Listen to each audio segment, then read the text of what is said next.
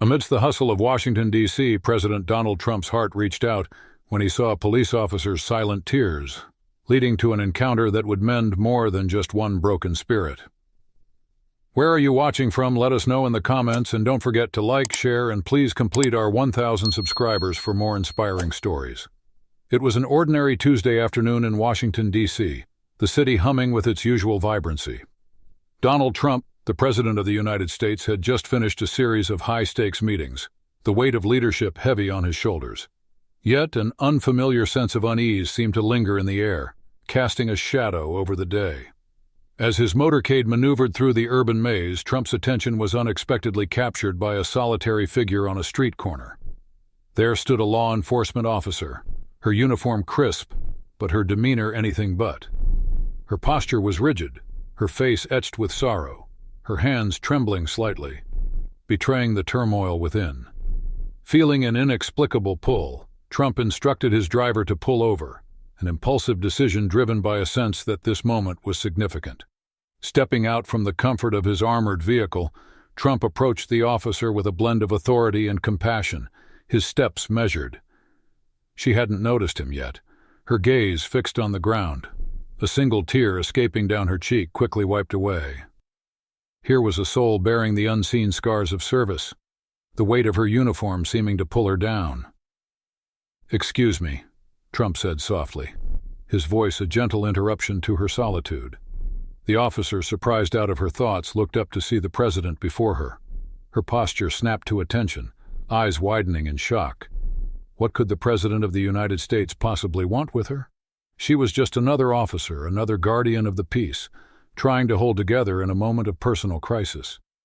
Trump's expression was one of genuine concern. "Are you okay?" he asked, his voice free from any pretense, just a direct inquiry. Her surprise was palpable. Why would the president care about her personal battle? She was merely one among many, yet here he was, extending an interest in her well-being. She attempted to force a smile, but it was strained. "I'm fine," she answered, her voice betraying the truth of her condition. She shifted her stance, uncomfortable, her eyes darting away as she tried to maintain her professional facade. Trump waited, giving her the space to speak, to share if she wished. The pressure of her job had become an overwhelming force. She had witnessed the depths of human suffering, lived with constant danger, but this emotional strain was what she hadn't been prepared for.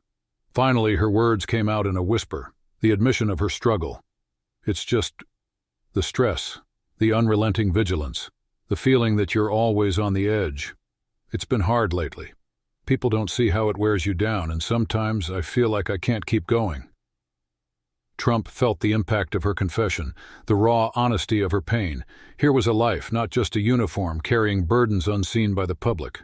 He listened intently, his eyes never leaving her face, offering her the chance to unburden her soul. "I get it," he said quietly, empathy in his voice. "The weight of responsibility can be crushing. We all have our limits. But it's not about the breaking. It's about the strength to rebuild." His words were not those of a politician, but of someone who had felt the weight of expectation himself. The officer, touched by his sincerity, could no longer hold back her tears.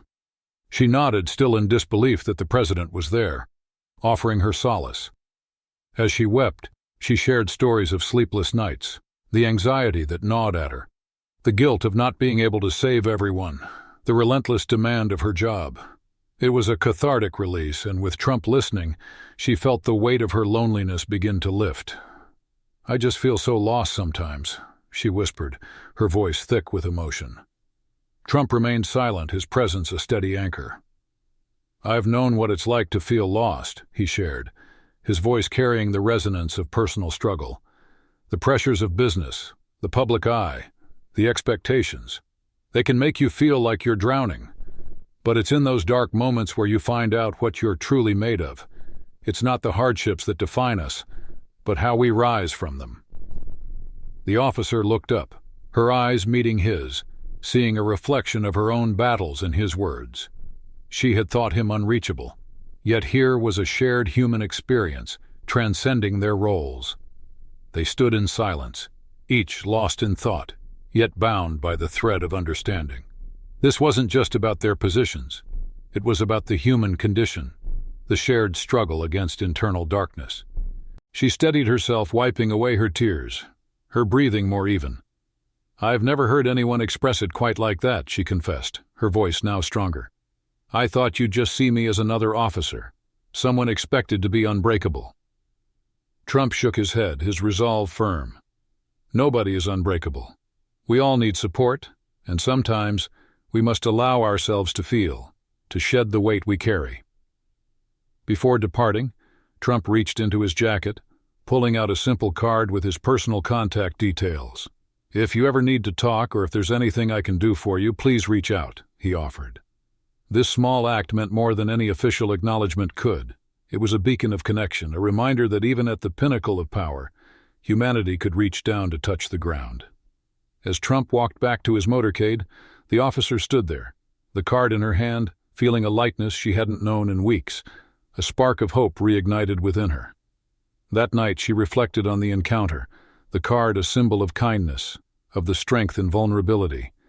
She felt a shift within herself, a determination to heal, to open up, to seek the support she had denied herself for so long.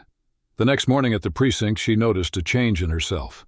She walked with a new purpose, her heart more open, and her colleagues sensed it. There was a transformation, though they couldn't quite pinpoint what. She began to share more with her peers, her story, her struggles, fostering an atmosphere where vulnerability was not a weakness, but a form of bravery. This openness initiated a cultural shift within the precinct, where officers began to support each other more openly, discussing the impact of their work on their mental health. The ripple effect of Trump's compassion was profound. It wasn't just her life that changed, but the lives of those around her. Conversations about stress, trauma, and mental health support became more frequent, breaking the silence that had long shrouded the profession. Weeks later, she received a letter at her desk, penned by Trump's assistant. Inside was a handwritten note from the president. "I hope you're well. Remember, asking for help is not a sign of weakness, but of strength. Keep moving forward. You're doing great." Tears welled up as she read his words. It was a testament to the impact one person could have, a reminder that even at the highest levels, someone cared. She continued her journey of transformation, becoming an advocate for mental health in law enforcement. She organized events, spoke publicly to break the stigma around mental health issues in her profession. She used her experience to empower others, showing that change starts with one person daring to speak out. One day, Trump made an unannounced visit to the precinct, praising her work. "You're genuinely making a difference," he said, his respect evident. The officer, now a symbol of change and resilience, thanked him, understanding more than ever the power of human connection. She carried forward the lesson that leadership isn't just about power or position, but about being there for someone in their moment of need. Months passed, and she organized a community event to raise awareness about mental health among first responders. She stood before a crowd, sharing her journey with raw honesty, inspiring others to open up about their own struggles. The audience listened, moved by her story, realizing they were not alone in their battles. Her story became a beacon of hope, a narrative of transformation, a reminder that even in the darkest times, compassion can light the way, creating a cycle of support and understanding. Her advocacy led to policy changes within the department, new mental health initiatives, and peer support programs.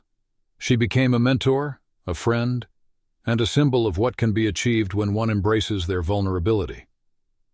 One evening, she received an invitation to the White House for an event recognizing community leaders. Walking through those halls, she remembered the day she met Trump, not as the president but as a fellow human offering support. It was a full-circle moment, from a moment of personal crisis to being an agent of change. At the event, she met Trump again, this time in a celebratory atmosphere. He acknowledged her contributions, saying, "You've shown that strength comes from within, but also from the community around us." His words resonated, reinforcing her commitment to continue her advocacy. She left the White House that day not just with accolades, but with a reaffirmed sense of purpose. Her work continued, touching more lives, breaking more barriers, fostering a culture where mental health was openly discussed. Her story was not just hers anymore. It belonged to everyone she had touched, everyone who had found solace in her words and actions. Years later, when she retired, she looked back at that day with Trump, the beginning of a journey that not only changed her life but sparked a movement within her profession. She had posters from community events, letters of gratitude, and the simple card from Trump framed in her home office, a testament to how one day of kindness could shape a lifetime of impact. Her legacy was clear: the power of empathy, the strength found in shared stories, and the profound effect of one person deciding to care, to listen, to act.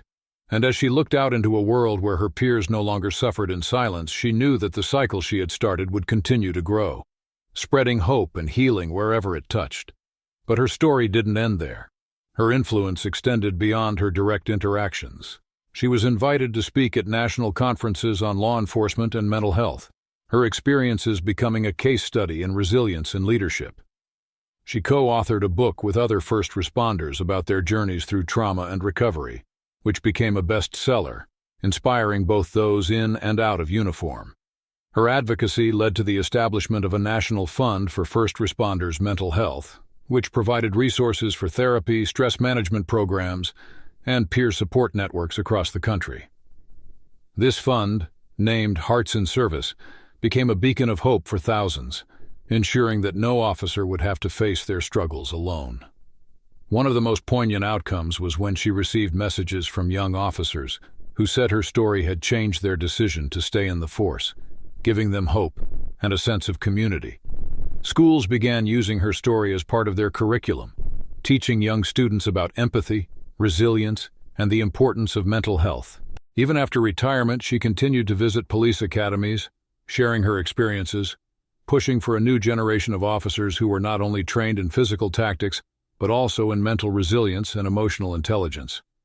She often spoke about that day with Trump not as a political figure, but as a symbol of what leadership could look like at its most human level.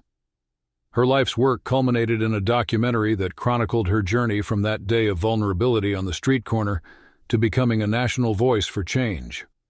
The documentary was screened at film festivals, winning awards for its poignant depiction of personal and communal transformation. In her later years, she found herself back at the White House, this time to receive an award for her lifetime of service to mental health advocacy.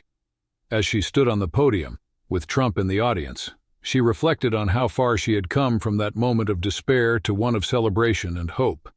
"Thank you for showing me that day what true leadership looks like," she said, looking directly at Trump, her voice steady but emotional.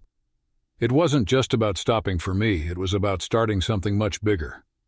Her words were met with applause, not just for her but for the idea that one act of kindness could catalyze a movement.